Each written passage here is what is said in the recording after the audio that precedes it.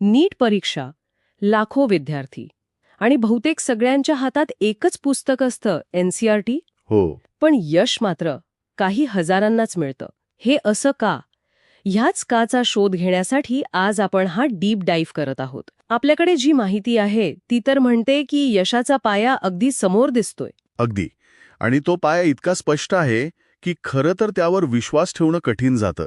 या माहितीनुसार नीटमधले तब्बल 85 ते 90% प्रश्न थेट NCERTच्या पुस्तकांमधून येतात. काय सांगताय? 85 ते 90%? हो. म्हणजे यशाची गुरुकिल्ली विद्यार्थ्यांच्या दप्तरातच आहे असं म्हणायला हरकत नाही. एक मिनिट हा. जर 85 ते 90% प्रश्न थेट NCERT मधूनच येतात, तर मग ही स्पर्धा इतकी जीवघेणी का आहे? कुठेतरी काहीतरी चुकतंय असं वाटत नाही का? बरोबर आहे. तुमचा मुद्दा अगदी बरोबर आहे. आणि इथेच काय म्हणतात त्याला, खरी रणनीती समोर येते. अच्छा. NCERT वाचणं ही फक्त पहिली पायरी आहे. त्यावर इमारत कशी बांधायची हे जास्त महत्वाचं आहे. पहिलं म्हणजे कोणत्या विषयावर किती लक्ष द्यायचं हे ठरवणं. म्हणजे वेटेज प्रमाणे. अगदी. उदाहरणार्थ जीवशास्त्राला सर्वाधिक म्हणजे 360 गुण आहेत. म्हणून त्यात NCERTची प्रत्येक ओळ, प्रत्येक शब्द महत्वाचा आहे. तर भौतिकशास्त्र आणि रसायनशास्त्रात संकल्पना समजून घेणं आणि सराव करणं गरजेचं आहे. ठीक आहे. म्हणजे कोणत्या विटेला किती महत्त्व द्यायचं हे ठरलं. पण एवढा मोठा अभ्यासक्रम आहे, तो वेळेत कसा बसवायचा? वेळेच्या नियोजनाबद्दल ही माहिती काय सांगते? वेळेचं नियोजन हे सिमेंटसारखं काम करतं. ते सगळ्या गोष्टींना एकत्र बांधून ठेवतं. रोजच्या वेळापत्रकात प्रत्येक विषयासाठी वेळ हवा, विश्रांती हवी आणि सरावाचा समतोल हवा. आणि यात एक महत्त्वाचा सल्ला दिला आहे की रविवार फक्त रिव्हिजनसाठी. हो. रविवार फक्त आणि फक्त रिव्हिजन आणि मॉक टेस्टसाठी. नवीन काहीच नाही.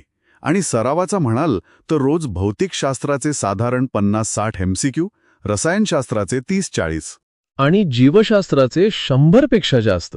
बापरे, म्हणजे दिवसाला जवळपास 200 प्रश्न. हे सातत्य राखणं हीच खरी कसोटी आहे. तुम्ही अगदी योग्य मुद्दा पकडलाय. आणि इथेच हे सगळं अधिक रंजक होतं. हे फक्त अभ्यासाबद्दल नाहीये. बरोबर. कारण इतका काटेकोर अभ्यास आणि सराव हे सगळं ऐकूनच मला दडपण येते. या मानसिक दडपणाला सामोरं जाण्यासाठी काही ठोस उपाय दिले आहेत का? नक्कीच. आणि या माहितीमध्ये अभ्यासतंत्र आणि मानसिक आरोग्यावर तितकाच भर दिला आहे.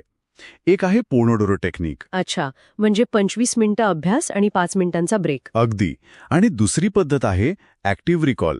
म्हणजे फक्त वाचत न राहता पुस्तक बंद करून स्वतःला विचारणं, मला काय आठवतंय? वा. म्हणजे मेंदूला माहिती फक्त साठवण्यासाठी नाही, तर वेळेवर बाहेर काढण्यासाठी प्रशिक्षण देणं, जे परीक्षेच्या वेळी सर्वात महत्वाचं असतं. बरोबर. हे ज्ञान फक्त जमा करण्याबद्दल नाही, तर ते योग्य वेळी वापरण्याचं प्रशिक्षण आहे. आणि हे प्रशिक्षण तेव्हाच प्रभावी ठरतं जेव्हा शरीर आणि मन दोन्ही निरोगी असतील. म्हणूनच रोज 6-7 तासांची झोप, पौष्टिक आहार आणि किमान 30 मिनिटांचा व्यायाम हे आवश्यक मानलं गेलं आहे. आणि काय टाळावं याबद्दल पण स्पष्ट सांगितलं आहे. सोशल मीडिया, इतरांशी तुलना. हो. आणि नकारात्मक लोकांपासून दूर राहणं हे खूप महत्वाचं आहे. तर मग या सगळ्याचा अर्थ काय निघतो? या डीप डाईव्ह मधून आपण कोणतं एक सूत्र बाहेर काढू शकतो? याचा अर्थ एकच आहे.